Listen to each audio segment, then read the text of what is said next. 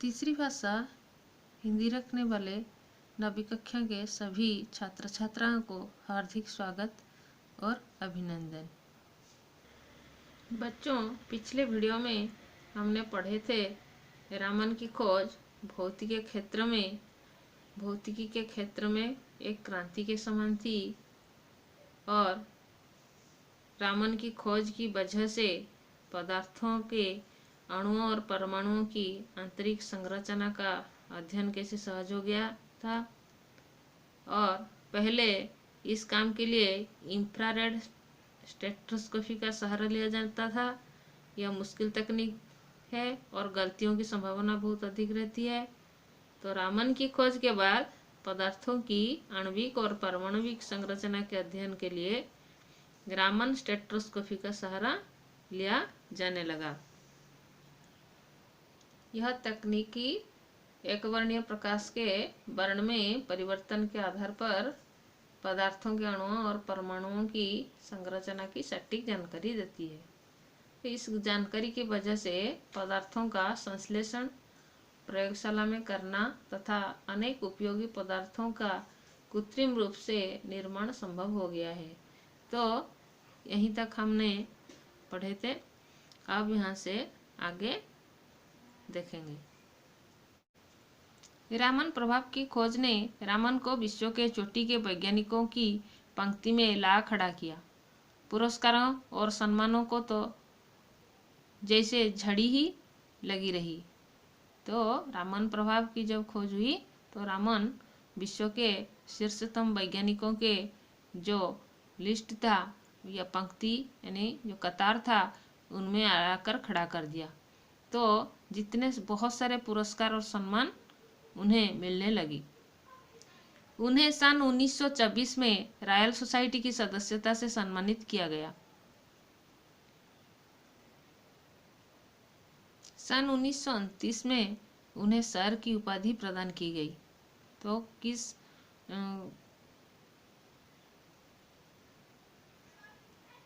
कौन सा पुरस्कार उन्हें कब मिला ये उसको आपको याद रखना है। ठीक अगले ही साल उन्हें विश्व के सर्वोच्च पुरस्कार भौतिकी में नोबेल पुरस्कार से सम्मानित किया गया। तो विश्व का जो सर्वोच्च पुरस्कार है नोबेल पुरस्कार भौतिकी के लिए उन्हें प्राप्त हुआ, वो था 1929 में सर की उपाधि और उसके अगले सर यानी 1930 को उन्हें विश्व के सर्वोच्च पुरस्कार नोबेल पुरस्कार से सम्मानित किया गया। उन्हें और भी कई पुरस्कार मिले, जैसे रोम का मैथ्यूसी पदक, रॉयल सोसाइटी का ह्यूज पदक, फिलाडेल्फिया इंस्टीट्यूट का फ्रैंकलिन पदक, सोवियत रूस का अंतर्राष्ट्रीय लेनिन पुरस्कार आदि। सन 1954 में रामन को देश के सर्वोच्च सम्मान भारत रत्न से सम्मानित किया गया। तो 1954 में रामन को हमारा भारत के जो सर्वोच्च पुरस्कार है सर्वोच्च सम्मान भारत रत्न से सम्मानित किया गया था। वे नोबेल पुरस्कार पाने वाले पहले भारतीय वैज्ञानिक थे। तो नोबेल पुरस्कार विश्व का सर्वोच्च पुरस्कार है। तो इस पुरस्कार का जो संस्थापक थे वे थे सर अल्फ्रेड नोबेल। नोबेल पुरस्कार एक अंतर्राष्ट्रीय स्तर का सर्वोच्च पुरस्कार है जो साहित्य, भौतिक विज्ञान, रसायन विज्ञान, चिकित्सा विज्ञान, अर्थशास्त्र तथा शांति के क्षेत्र में अभूतपूर्व कार्य के लिए दिया जाता है। नोबेल पुरस्कार के जन्मदाता अल्फ्रेड नोबेल है, जिनका जन्म सन 1833 में स्वीडन के स्टॉकहोम नामक स्थान में हुआ था। सर अल्फ्रेड नोबेल ने 1866 में विध्वंसकारी डायनामाइट का आविष्कार किया था।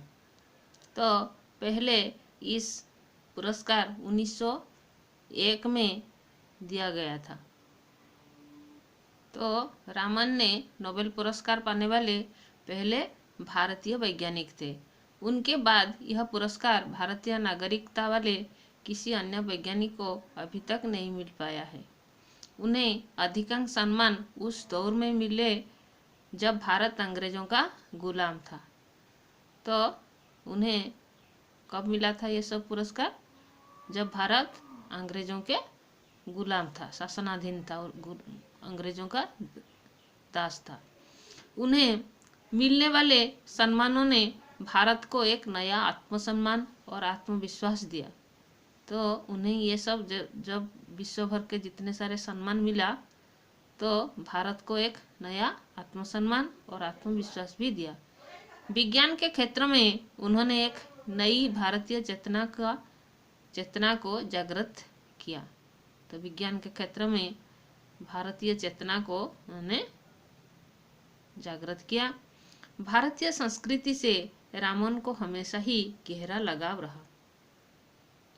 तो भारतीय संस्कृति के प्रति रामन को एक गहरा लगाव रहा। लगाव का मतलब है झुकाव। तो भारतीय संस्कृति को अपना संस्कृति है, इसे बहुत पसंद करते थे और उसमें बहुत रुचि भी रखते थे। उन्होंने अपनी भारतीय पहचान को हमेशा अक्षुण्ण रखा। तो उन्होंने एक अंतर्राष्ट्रीय उन्हें प्रसिद्धि मिली थी, फिर भी वह अपना पहचान को हमेशा अक्षुण्ण रखा। अंतर्राष्ट्रीय प्रसिद्धि के बाद भी उन्होंने अपने दक्षिण भारतीय पहनावे को नहीं छोड़ा। तो वे दक्षिण भारतीय थे, इसलिए दक्षिण भारतीय का जो पहनावा था, पगड़ी धोती जो पहनते थे, वो उसे कभी नहीं छोड़ा। वे कट्टर शाकाहारी थे। वह कभी मांस मछली वगैरह कुछ नहीं खाते थे। एकदम कट्टर, यानी कट्टर का मतलब है दृढ़ शाकाहारी थे और मदिरा से सख्त परहेज रखते थे। तो मदिरा यानी शराब, वो कभी भी शराब को छूते नहीं थे, सख्त परहेज रखते थे। वो उसमें मदिरा से बहुत दूर रहते थे, कभी उसे छूते नहीं थे। जब वे नोबेल पुरस्कार प्राप्त करने स्टॉकहोम गए तो वहां उन्होंने शराब पीने से इनकार किया। तो एक आयोजक ने परिहास से उनसे कहा कि रामन प्रभाव का प्रदर्शन कर हमें आह्लादित करने में कोई कसर नहीं छोड़ी, तो रामन पर अल्कोहल के प्रभाव का प्रदर्शन करने से परहेज क्यों? तो एक आयोजक ने उन्हें यह बात कही। तो जब वे नोबेल पुरस्कार प्राप्त करने के लिए स्टॉकहोम गए, स्वीडन के स्टॉकहोम गए, तो उन्होंने वहाँ सब पार्टी में सब शराब बांटते थे। तो उन्हें जब ऑफर किया तो उन्होंने उसे पीने के लिए इनकार कर दिया।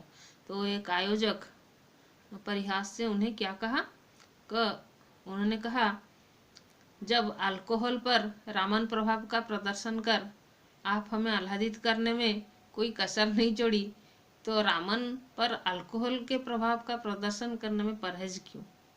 तो इस तरह से व्यंग उन्होंने किया, परिहास किया। रामन का वैज्ञानिक व्यक्तित्व प्रयोगों और शोध पत्र लेखन तक ही सिमटा हुआ नहीं था। तो रामन का जो वैज्ञानिक व्यक्तित्व था सिर्फ प्रयोग और शोध पत्र लेखन में सीमित नहीं था। उनके अंदर एक राष्ट्रीय चेतना थी और वे देश में वैज्ञानिक दृष्टि और चिंतन के विकास के प्रति समर्पित थे। वो सिर्फ अपना ही उन्नति देखते थे, ये बात नहीं थी। उनके अंदर एक राष्ट्रीय चेतना थी और वे देश में वैज्ञानिक दृष्टि और चिंतन के विकास के प्रति समर्पित थे। उन्हें अपने शुरुआती दिन हमेशा ही याद रहे, जब उन्हें ढंग की प्रयोगशाला और उपकरणों के अभाव में काफ़ी संघर्ष करना पड़ा था। वे तो बहुत विज्ञ व्यक्ति थे और शोध करने के लिए जी जान लगा देते थे, परंतु शुरुआती दिनों में उन्हें हमेशा ढंग की प्रयोगशाला और उपकरणों का अभाव में काफ़ी संघर्ष करना पड़ा था। तो वे चाहते थे, इसलिए उन्होंने एक अत्यंत उन्नत प्रयोगशाला और शोध संस्थान की स्थापना की जो बेंगलोर में स्थित है और उन्हीं के नाम पर रामन रिसर्च इंस्टीट्यूट नाम से जानी जाती है। तो उन्होंने जो दिक्कतों का सामना उन्हें करना पड़ा था। उन्होंने आगे की जो वैज्ञानिक निकलेंगे देश से, वे इसे संघर्ष का उन्हें सामना ना करना पड़े, इसलिए उन्होंने एक अत्यंत उन्नत प्रयोगशाला और शोध संस्थान की स्थापना की, जो बेंगलोर में स्थापित है और उन्हीं के नाम पर वो नाम से जानी जाती है। उसका नाम है रामन रिसर्च इंस्टीट्यूट, अब तक है बेंगलोर में। भौतिक शास्त्र में अनुसंधान को बढ़ावा देने के लिए उन्होंने इंडियन जर्नल ऑफ फिजिक्स नामक शोध पत्रिका प्रारंभ की। बच्चों इसको याद रखो, वैज्ञानिक भौतिक शास्त्र में अनुसंधान को बढ़ावा देने के लिए उन्होंने कौन सा शोध पत्रिका प्रारंभ की, उसका नाम था इंडियन जर्नल ऑफ फिजिक्स। अपने जीवन काल में उन्होंने सैकड़ों शोध छात्रों का मतलब है जो अनुसंधान करने वाले छात्रों का मार्गदर्शन किया। जैसे एक दीपक से कई दीपक जल उठते हैं, उसी प्रकार अनेक शोध छात्रों ने आगे चलकर काफ़ी अच्छा काम किया। उनका मार्गदर्शन पाकर वे आगे चलकर काफ़ी अच्छा काम किया। उन्हीं में कई छात्र बाद में उच्च पदों पर प्रतिष्ठित हुए। विज्ञान के प्रचार प्रसार के लिए वे करंट साइंस नामक एक पत्रिका का भी संपादन करते थे। बच्चों इसको भी याद रखो, उनके द्वारा प्रचार प्रसार के लिए उन्होंने जो पत्रिका संपादन करते थे उसका नाम है करंट साइंस। रामन प्रभाव केवल प्रकाश की किरणों तक ही सिमटा नहीं था, उन्होंने अपने व्यक्तित्व के प्रकाश की किरणों से पूरे देश को आलोकित और प्रभावित किया। तो रामन प्रभाव केवल प्रकाश की किरणों तक सीमित नहीं था, उन्होंने अपने व्यक्तित्व के प्रकाश के किरणों से पूरे देश को ही प्रभावित किया। उनकी मृत्यु 21 नवंबर सन 1970 के दिन 82 वर्ष की आयु में हुआ। तो उनका मृत्यु 21 नवंबर सन 1970 के हुआ था। इस समय उनका उम्र था 82 साल। रामन वैज्ञानिक चेतना और दृष्टि की साक्षात प्रतिमूर्ति थे। उन्होंने हमें हमेशा ही यह संदेश दिया कि हम अपने आसपास घट रही विभिन्न प्राकृतिक घटनाओं को छानबीन एक वैज्ञानिक दृष्टि से करें। तभी तो उन्होंने संगीत के सुरताल और प्रकाश की किरणों की आभा के अंदर से वैज्ञानिक सिद्धांत खोज निकाले। तो रामन वैज्ञानिक दृष्टि का एक साक्षात प्रतिमूर्ति थे। वे हमेशा यह संदेश दिया कि हमारे आसपास जो घट रही है विभिन्न प्राकृतिक घटनाएं को छानबीन हम एक वैज्ञानिक दृष्टिकोण से करें। तभी इसीलिए उन्होंने भी संगीत के सुरताल और प्रकाश की किरणों की आभा के अंदर जो वैज्ञानिक सिद्धांत था उसे खोज निकाले। हमारे आसपास ऐसी न जाने कितनी ही चीजें बिखरी पड़ी है जो अपने पात्र की तलाश में है। तो हमारे आसपास ऐसे बहुत सारे घटनाएं हो रही है, बिखरी पड़ी है, जो अपने पात्र की तलाश में है, जो उसके पीछे जो वैज्ञानिक कारण है इसको तलाश करने वाला पात्र वो चाहता है वो सब घटना। जरूरत है रामन के जीवन से प्रेरणा लेने की और प्रकृति के बीच छुपे वैज्ञानिक रहस्यों का भेदन करने की। तो सिर्फ रामन के जीवन से हमें ये प्रेरणा लेना है, तो प्रकृति के बीच छुपे वैज्ञानिक रहस्यों को हम भेद करें। बच्चों यह प्रसंग आज यहीं पर खत्म होती है और बाकी इसका जो प्रश्न उत्तर है हम आलोचना करेंगे।